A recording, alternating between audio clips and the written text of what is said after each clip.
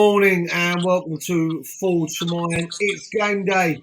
This is extra time, second half, and I am joined by Steve, who's going to give us his thoughts, his score prediction, and his predicted lineup or his lineup for the Brighton game later on this afternoon. We've already done this with Andy, which should have gone out at the time we're recording this, and then this one will come out a little bit later.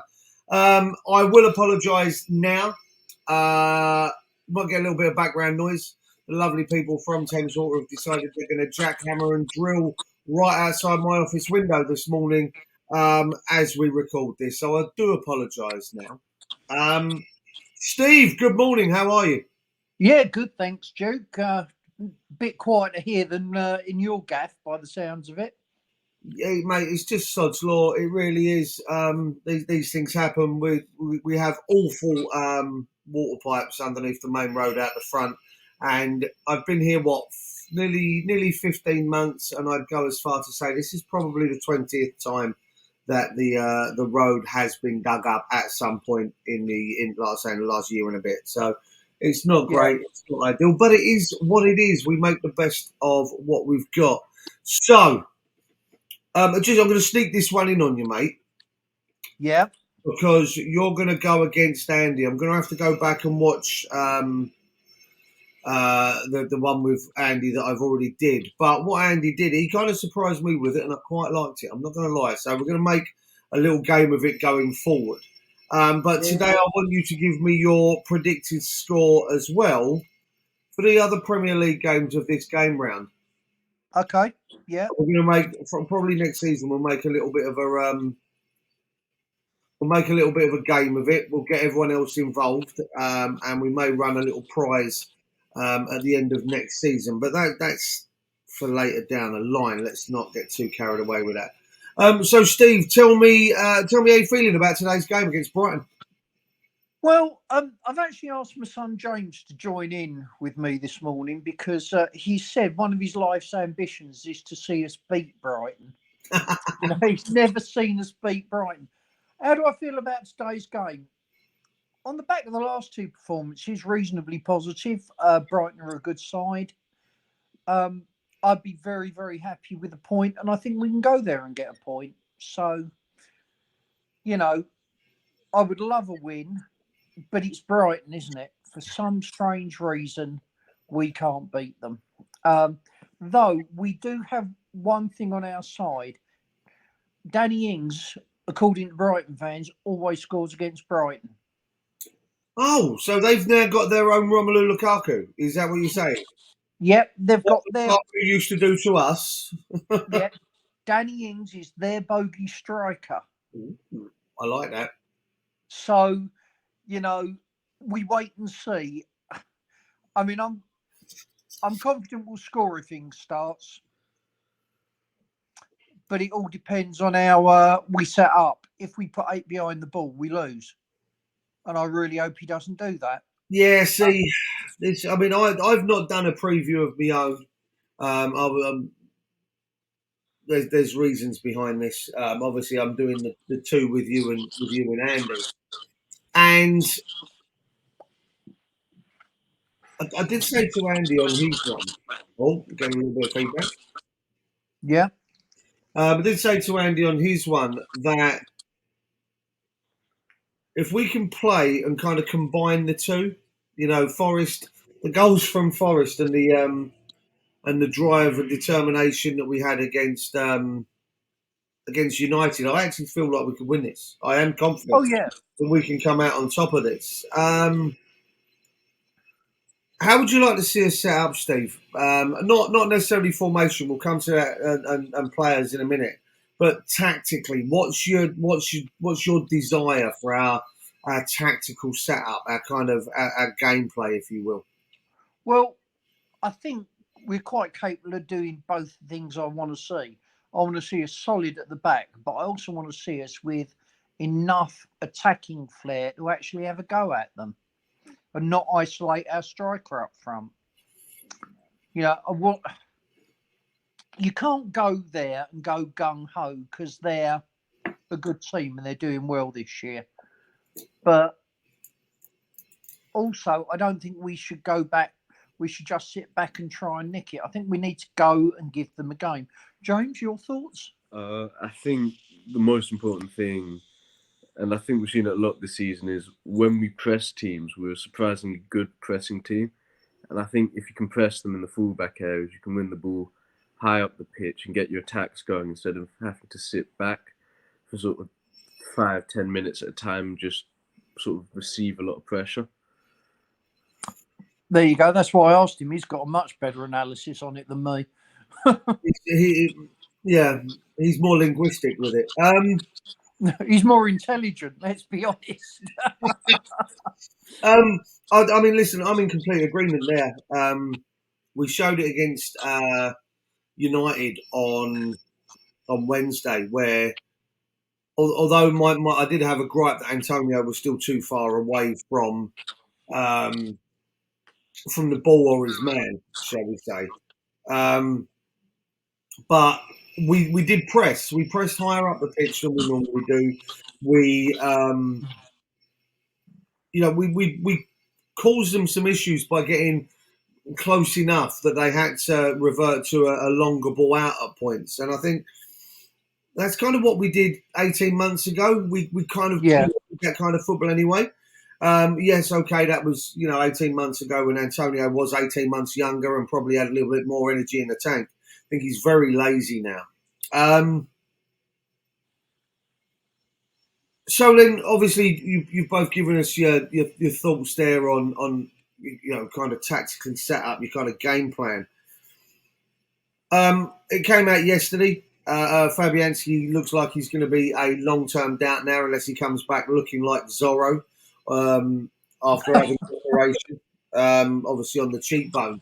So obviously, I mean, to be fair, I think all three of us would have agreed, regardless of the injury to Fab, that we would have wanted Areola to start this one. Am I right in thinking? Oh, yeah. Yeah, I mean, it's Areola's chance to step up, isn't it? I mean, for some reason, Areola got some criticism for the goal that went across him in the Man U game. People said he should have saved it. I'm not convinced. What do you reckon? Was that the second goal? Yeah. Second goal, no, I can't see that actually. I thought he might have been able to be a bit more dominating in the air on the first goal, but in terms of shot stopping, I don't think I've got an issue with how he plays. No, nor have I. I think he's definitely, for me anyway, the best shot stopper at the club. I can't say too much about obviously Nang and Heggie because I've not seen them, but with regards to him and Fab, Fabiola and Fab, I think he is the better shot stopper of the two, and we've seen that several times where he's got us victories or kept us in games, shall I say, especially in Europe last year. I think the against Lyon definitely springs to mind. That was a world class save, wasn't it? Going the wrong way, stick your hand out, stick your arm out. Yeah, and keep your wrist strong enough to get it round the post. I mean, that was something else. Let's not talk about strong wrists at this time of day. Okay. Right back. Obviously, we know Soufal picked up the knock last week and apparently has a heel injury. Steve, you brought it to our attention. He has been playing with the injury for some time. He's only been playing at 90%. Obviously, after young Ben Johnson's, I suppose, output against United, which was, I mean, he was run ragged at points, but he stayed with Garnacho up until, the 87th minute. And I just think he was completely burnt out by that point. Do you reckon this game comes one day too early for him to be at 100%? Or are you in the mindset kind of like me that he's a professional, they train for this, he should be ready to go again? He's a young man, isn't he? He's younger than Kufel. I mean, I know, how old is he? 21, 22? Yeah, give or take, yeah. Yeah, well, I mean, at that age, and I mean, we are going back in the dim, distant past here, but I could run, and it just didn't seem to affect me. So I'd play him. He was good against Forest. I know some people gave him some stick, and I just couldn't see that against Forest. I thought he was excellent. And he was excellent against United again, just a few days later. So yeah, put Ben Johnson in for me because You wouldn't go with Carey. And also, just quickly, because I'm kind of going on the assumption, you're sticking with a 4-3-3 that we've seen for the last two games. absolutely. Yeah, that's where I was going. So I do apologise that I kind of made that assumption. So you'd stick with him over Carey? Yeah, particularly in this game. Carer's more likely to make a mistake. Carer's better going forward, but he's got a real ricket in him, hasn't he? Every single game. He's been better, and I think he's coming into his own. But you've got to go safety first here, and you've got to have Johnson there. James, do you agree? Yeah, I'd agree. Especially when we're coming up against sort of a winger like Matoma. You want a sort of defensive-minded fullback first to nullify him. And Johnson seems to be a better defender than Kehrer, oddly enough, even though Kehrer's a centre-back. So yeah, I'd go with Ben Johnson. Yep. Hang on, when did you get so eloquent and intelligent? Good grief. I'm just unnecessary here, really, aren't I? Yeah, you are the voice of reason at times, Steve. It's fine. All right, let's go the other side then. Let's go left back. For me, I was pleasantly surprised. I've had my concerns over Emerson as an out and out left back since we signed him. He was signed with the idea that we were going to go 3 at the back, 5 at the back, however you want to look at it. And he was brought in as a left wing back and proved himself for me in that position not much better, shall we say, than Arthur Masuaku. I was pleasantly surprised with him on Wednesday night when told to play the out and out left back role. I thought we played really well. Are you boys again? Are you sticking with him, or are you bringing back Aaron Cresswell? Go on, I'll let you answer this one. Yeah, I think Emerson seems to be the obvious choice. He's in good form and he's shown he can play that left back spot, whereas Cresswell, his legs seem to be going. So I think Emerson just seems to be the obvious choice at left back for me. Yeah, I'm 100% with that. I mean, we saw when Cressy came on against Nottingham Forest, all the effort, all the endeavour, but he hasn't got the legs anymore. And it's hard to watch, actually, because Cresswell's been a brilliant servant for our club. But sooner or later, it happens to all professional footballers, and he just hasn't got the legs. Whereas Emerson has. I mean, against United, he's playing at left back. Look at that cross he put right across in front of De Gea. Okay, nobody got on the end of it, but if Ings is playing, I fancy Ings gets on the end of something like that. So He scored as well, didn't he, recently, by getting into that higher up position. We were playing 3 at the back in that game, but he did get his goal. It was against Chelsea, wasn't it? So, I mean, listen, it's him, isn't it? Yeah, he's got a good understanding with Paqueta, and actually he's quite good on the ball as well. He's got a trick or two. So, yeah, I'd play him. I think he's improved all season, and now he's looking to be quite an astute signing. Yeah, you mentioned there his link-up play with Paqueta. I think between him, Benny, Paqueta and Declan Rice, a lot of our more damaging play against United on Wednesday night came from that quartet and down that side of the pitch. Looking, whereas in recent years we've been quite damaging down the right with Bowen coming in off of that right and doing what Garnacho did to us, I suppose, with his left foot against others. We're looking more damaging now for me down the left because of that quartet. Your centre-back pairing, Steve? Oh, well, it's got to be a Gerd. And I think you go with Oggy again, whether Zuma's fit or not, because he's been excellent the last few games. What do you think? Yeah, I'd rather we give Zuma that extra game to recover because Ogbonna's been putting in good performances than sort of rushing back, and then we've got him out for another 4 or 5 weeks, which could prove sort of pivotal in the season for us. There you go. Do you not think 3 games in a week is going to be a bit of a stretch for someone like Oggy? I mean, he's 35 next birthday? I know we've already said about being, professional footballers and everything else, but I mean, he is getting to the age now where, we were talking about Cresswell. I know his legs haven't gone and he can still contribute, but can he contribute at the highest level 3 games inside what actually works out to be bang on 7 days? That's a good question. So who'd you put in? Is Zuma fit? I don't know. Well, for me, this is the key. We now struggle. We got the young lad. Was it Lewis Al, the young Brazilian?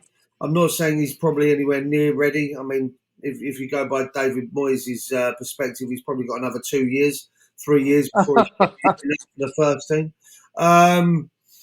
It's that difficult one, isn't it? Like James says, do you give Zuma the extra week, knowing that, the extra game, knowing that you've got a tie away at Larnaca in next Thursday? Do you save him for that, or do you use him here, use Oggy against Larnaca away, and then bring Zuma back for Villa? It's a difficult one, isn't it? Well, I actually think the choice... Or Villa home, sorry. Yeah, I actually think the choice comes down to Kera or Oggy. I'm not sure Zuma's ready yet. Who knows? We might find out at 3 o'clock this afternoon or 2 o'clock this afternoon. Zuma's starting, but yeah, if I've got to choose between Kera and Oggy, I'm still going for Bonner. Yeah, I'll go with a 75% fit Bonner. That sounds really bad. And also, the other thing with Bonner is he doesn't run himself into the ground in games. He reads the game very well. Yeah. And he puts himself in good position. So whether the physical toll is as hard on Bonner as it is on, say, Emerson, who's up and down the pitch all the time, I don't know. But however you cut it, Bonner is the superior defender. Yeah. And I'd have to go for Bonner. I'd play Kera against Larnaca. Yeah, it sounds fair, actually. Probably go Kera and Zuma if you're going to bring Zuma back, I suppose. But we'll discuss that in the coming days. Yeah.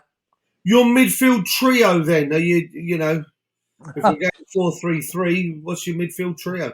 Well, it's not actually very difficult, is it? I mean, surprisingly, I don't want to drop Declan Rice this game. Oh, you keep him in this week, yeah? Yeah, James is laughing next to me. And sometimes he looks at me and he just puts his head in his hands and goes, I don't believe you think that. So we're going to go Rice. We're going to go Paqueta. And I'm going to keep Souček in there because a bit higher up the pitch, he breaks up play a lot further up the pitch. And he just gives us that bit extra. What do you reckon? Yes, I think Moyes has found the midfield trio that works in the positions that they work. Even if it seems a bit counterintuitive having sort of your more defensive player highest up the pitch in Souček, I think they work well together, they link up well together. I think it should remain unchanged, to be honest. Yeah, I agree with you, boys. One thing I did notice against United, and I did say it, was that Declan Rice can push on, knowing that he's got a ball-playing midfielder behind him in Paqueta. Yeah. Whereas before, when it was the 4-2-3-1, we were struggling to get the passes from the holding midfield players going forward because obviously Souček can't pass more than probably 5 yards. What I saw against United was Souček was breaking up the play. He was basically a wall. Regardless of where he was on the pitch, he was a wall. He'd win the ball, and then even if Declan Rice had bombed on or was still getting back into position, he had Paqueta there, which was a 5-yard, 6-yard pass, left or right, finds Paqueta. Paqueta then, I noticed this a lot of times during that game. He fed then Declan Rice. Declan Rice then fed Benny. Benny then played 2 with an overlapping Paqueta. By overlapping, I mean overlapping Declan Rice. and then Benny was away down that left-hand side. And there seemed to be a hell of a lot of those kind of that four-way interaction with Souček, Paqueta, Rice, and then Benny, the triangulation of passes. And it worked. Yeah. It really did work. We're not relying on Souček to pass more than 5 yards now, which we know previous videos everyone can see when we had Rob doing the stats and everything else. You could see that, Souček completed 8 passes, of which most of them were probably over 10 yards, and that's why he never completed them. Whereas against Forest, the easier pass was to Paqueta. Then you rely on Paqueta to go do what that ball-playing midfielder can do. Yeah, so I'm in agreement with you boys, and I would love to see more of that today against Brighton, to be fair. Yeah, I mean, the Paqueta-Benny link-up has been sensational in the last 2 games. The one touch, the movement. I mean, at Forest, we both went, wow, that's brilliant, didn't we, in the first half? Yeah. I mean, we're sitting there watching it, and they've moved the ball so quickly between them. Benny's away. Yeah, it's that simple, though, isn't it? Yeah. It's that easy to do, yet it's not easy to do, but they make it look so simple. The flicks, the tricks, the flair. And it really does look to me, I don't know if you boys agree, but it really looks like Paqueta's becoming, now Moyes understands how to get the best out of him. He's not a number 10. He's not that more advanced player that Moyes thought he'd bought. I mean, if you remember the comments after the World Cup, I do believe he used the words, he's not the player that I thought I was buying. And now he realised exactly what his best position was after watching him in the World Cup for Brazil. I think now he's getting the best out of him. He's beginning to understand. Yeah, you think if you were going to spend 50 million on something, you'd want to know what you were getting, wouldn't you? Listen, let's not, because we've done it already with Sebastian Haller. He didn't know how to use him. It really seems like he doesn't know how to use Gianluca Scamacca.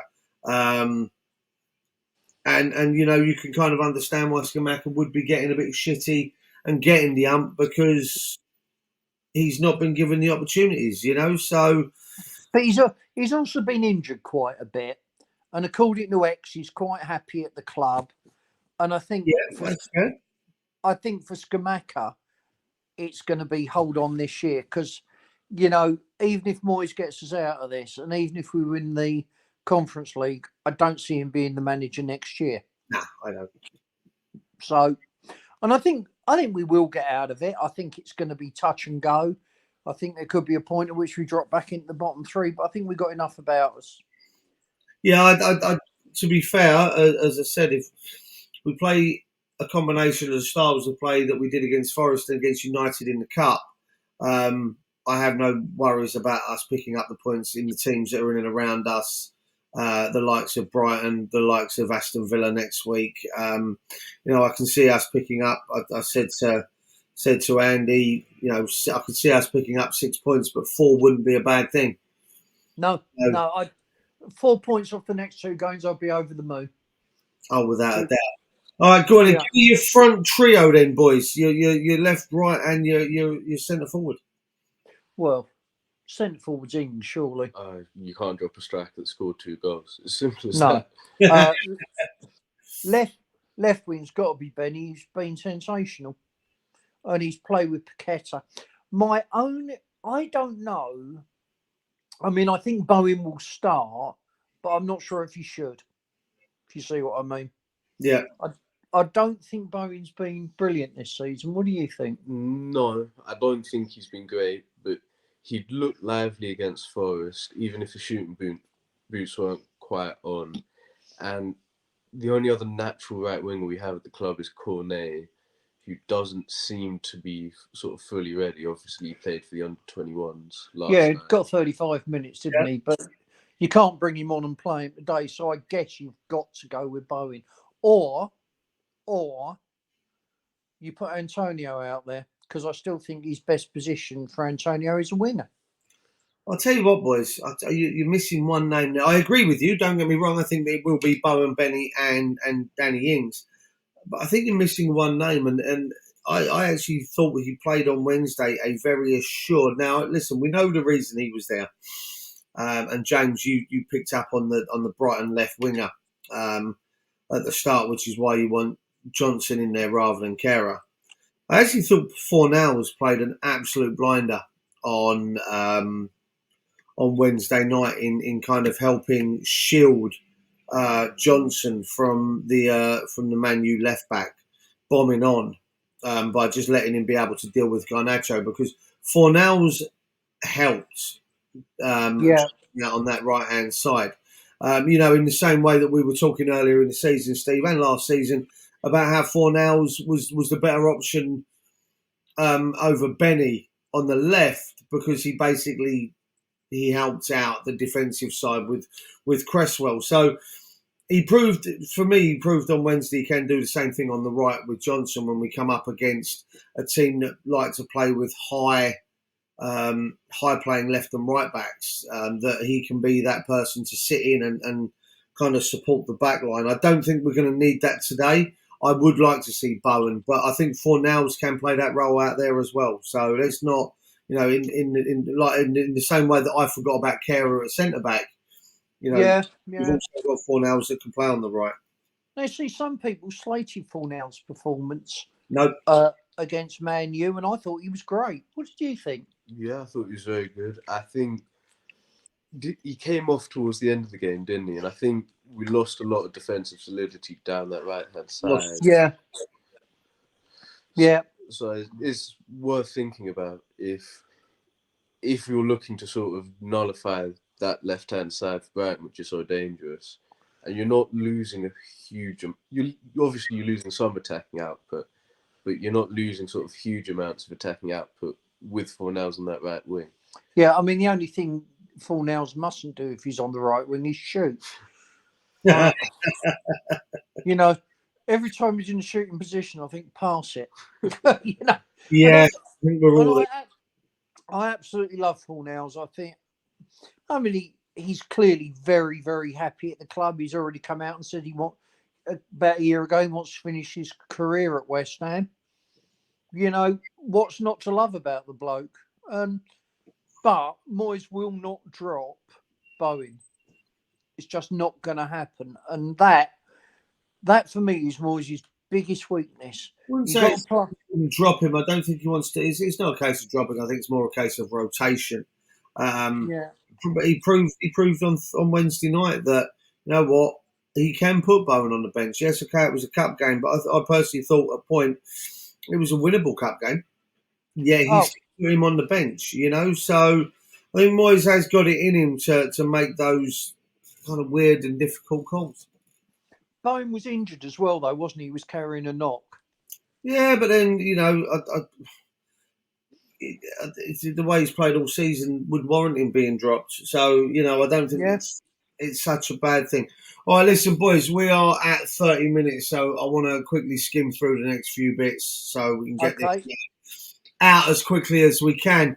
I want your score predictions, quick and concise. Brighton versus West Ham, first of all. What's your prediction, Steve? 1-0. James? I'm going to go 2-2. 1-0 and 2-2. Okay. Same as what we did with Andy then yesterday. The other, we got 10. Okay. The other 9 remaining fixtures then. Man City, Newcastle. 2-0 City. I'm going to go 2-1 City. 2-0, 2-1. Chelsea, Leeds. Oh, blimey. That is a tough one. I think Leeds might nick that 1-0. I'm going to go 0-0. I don't think Leeds are going to have firepower. No. Okay. What cricket score are we choosing for the Arsenal-Bournemouth game?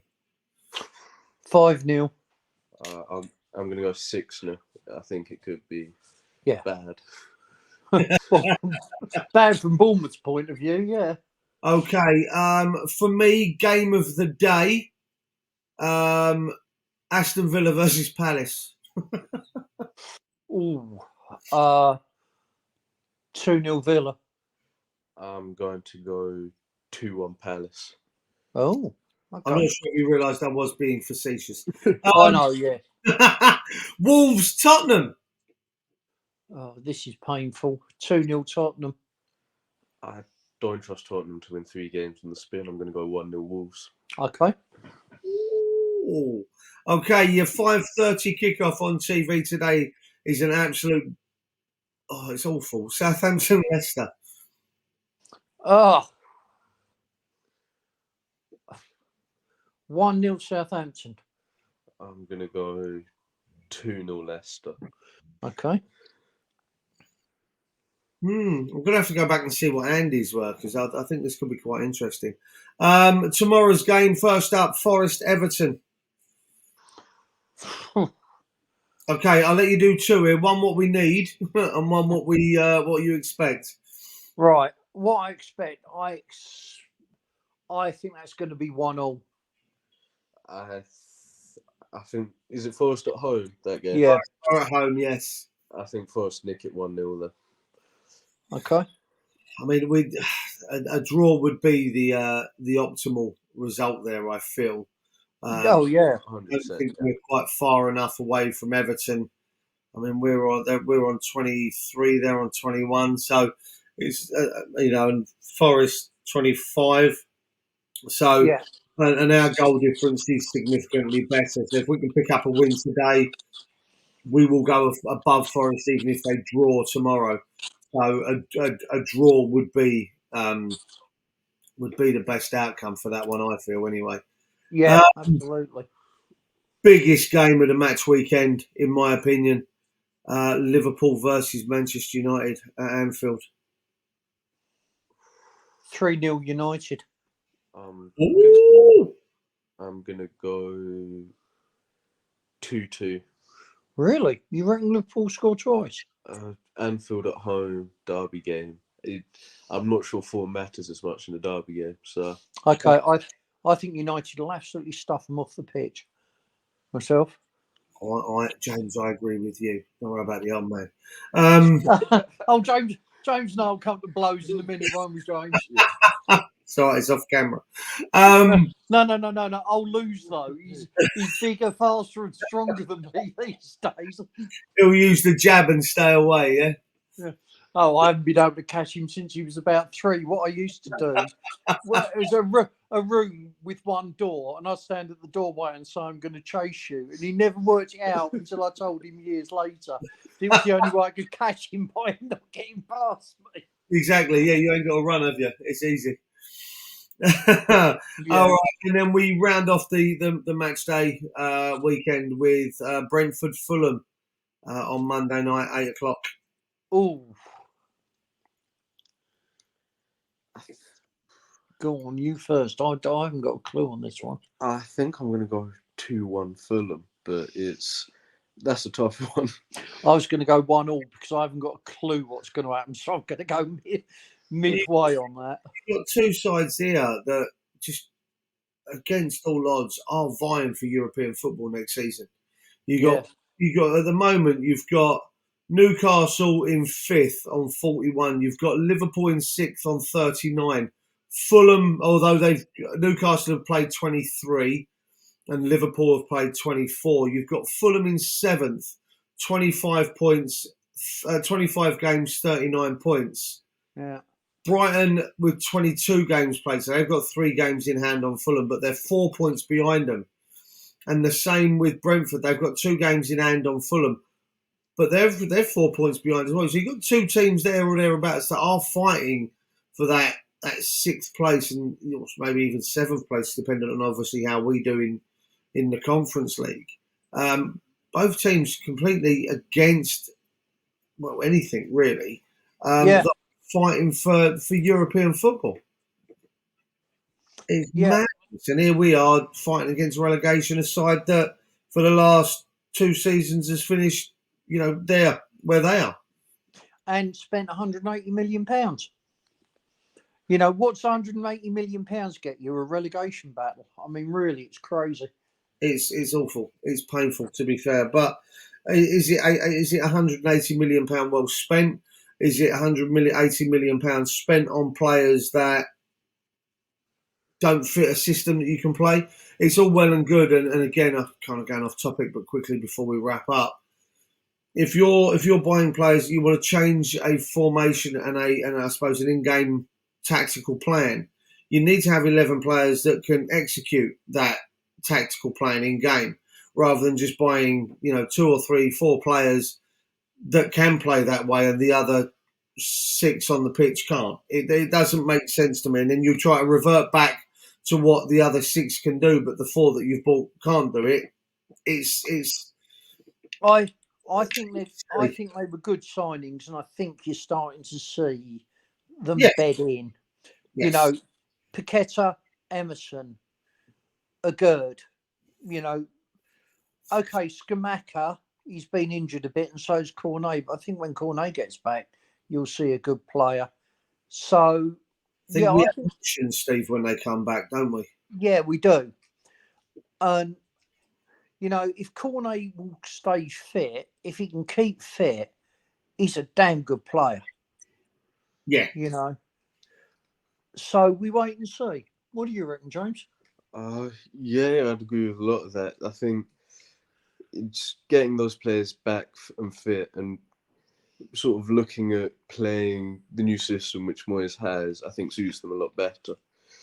Yeah, so it's been a difficult season with injuries and some of the performances. I mean, when we played Brighton at home, that was the one time Gatesy and I sit quite close to each other, and he came out and he was speechless. And me, I'm usually, well, it happens, I was fuming because we were so bad in that game. Yeah, I think like you say, we're starting to see the shoots and the growth that we've got. I think Moyes has kind of now picked up the 4-3-3 with what he's got and the way Paqueta sits rather than being a 10. He actually benefits the way Declan Rice and Thomas Souček play. I think you're now seeing a rejuvenated Thomas Souček. I think he's playing significantly better than he has done all season. As I said in the review of the Man U game, I think that midfield 3 helped Dec dominate proceedings in the middle of the park against United, and they only managed to wrestle back control when they brought on Casemiro. Which it shows you the level, for me anyway, that Dec is at. I'm going to wrap it up there, boys. Any final thoughts from either of you before we call it a day? I think today you could toss a coin. If we come out and play, we can beat them. If we play like we did against them when we were at home, we lose.